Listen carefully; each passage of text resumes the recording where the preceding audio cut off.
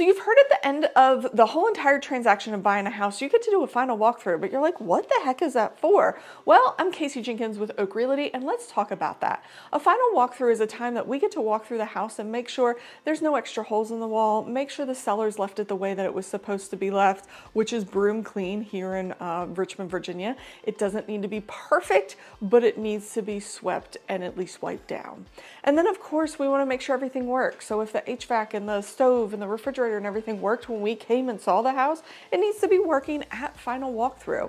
And if we ask for anything to be fixed, that also needs to be fixed and working at final walkthrough. And of course, we want to make sure that nobody took an extra fridge, nobody took the washer and dryer if we asked for them all to stay, because they're supposed to be there during final walkthrough.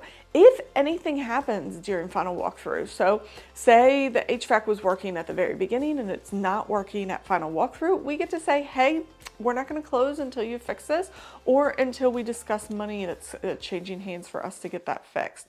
Or if somebody forgot and took the fridge by accident, we could say, hey, we're not closing until you bring that fridge back, or again, until money changes hands to make that whole again. And so final walkthrough is a time where it's one last time for you to get through the house before you own it and make sure that everything looks perfect for you. Because once you sign those documents, the house is yours in the condition that it is in. And so we want to make sure that everything works so that when you're moving in, you're not moving in and finding out after the fact that something broke while we were under contract and now you're stuck with the bill.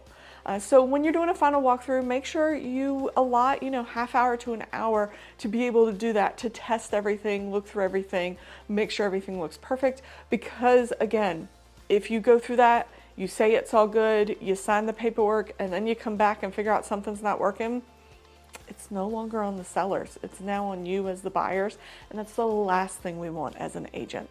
So make sure you get yourself a final walkthrough before you purchase the home.